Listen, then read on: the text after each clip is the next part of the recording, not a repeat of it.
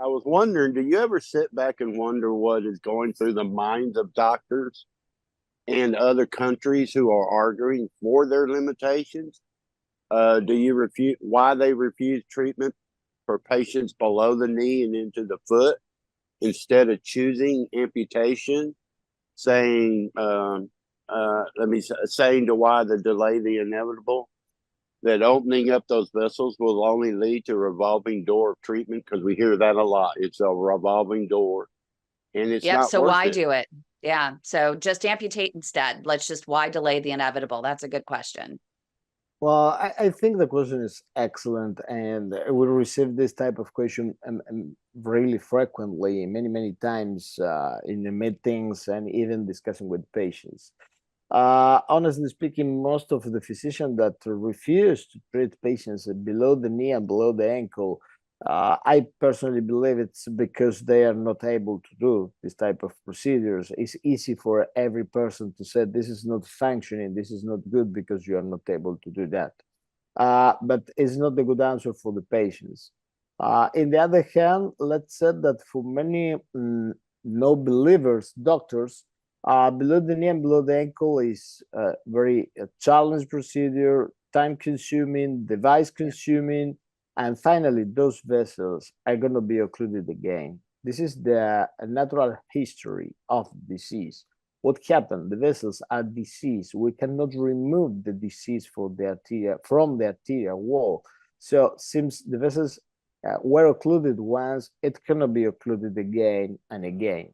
So there is any real indication to do this type of procedures? Yes, there is, because we are going to open those vessels and to try to guarantee the patency of those vessels as much as possible to guarantee infection healing, ulcers healing, surgical incisions healing, reconstruction of the foot, and finally, those vessels gonna be occluded again, but the foot will be in a new balance, in a new equilibrium, in which even with occluded vessels, the patient is not gonna be more symptomatic.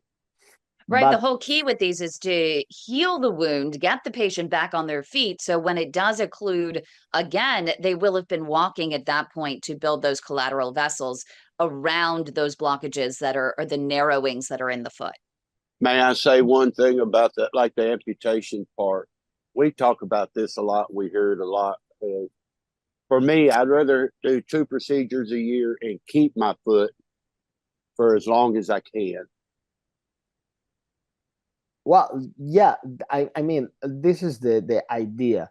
The idea is not to repeat the procedures frequently. The idea is to have the chance to maintain the patient out of the cath lab as much as possible, but in their feet, walking, doing a normal life.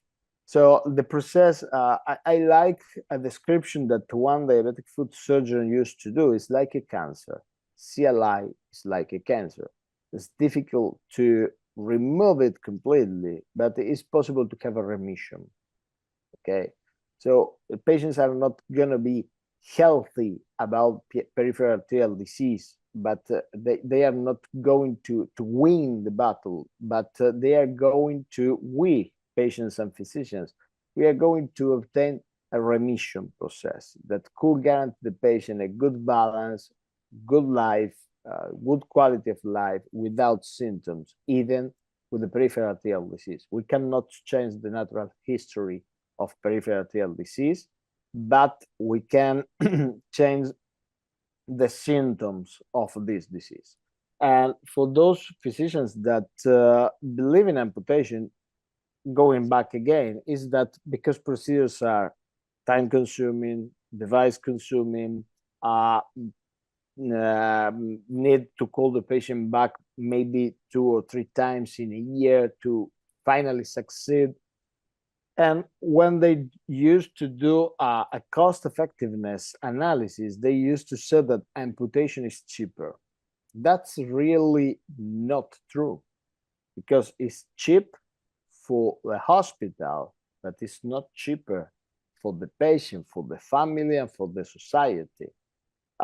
So for sure, we must invest all our effort and the healthcare system money to avoid amputation, because finally, even if amputation is the faster way, it's not the best way, it's not the better way, and it's not the cheapest way.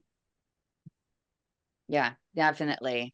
And those doctors that are arguing for their own limitations and who are refusing to treat below the knee, one of the things that I will agree with them on, is that they're putting their life in a sense on the line for these patients who are CLI patients that are just going to be back for more and more, because you spend so much time. It takes hours to get through some of these complex lesions. It's like eking your way through this rock hard, these boulders, this calcium that's in there to try and get just that much more blood flow to heal the wound and get the patient back on their feet. But you're exposing yourself for hours on end, patient after patient, day after day, to radiation, which there was even a movie that came out here, a documentary that came out here in the US on this radiation exposure and the risks that these doctors are taking in these procedures, such as yourself. Well, yeah, this is true. We must consider that interventional radiologists have been exposed to radiation from many, many years. It's quite different from vascular surgeons, but cardiologists and interventional radiologists are more friendly with this situation.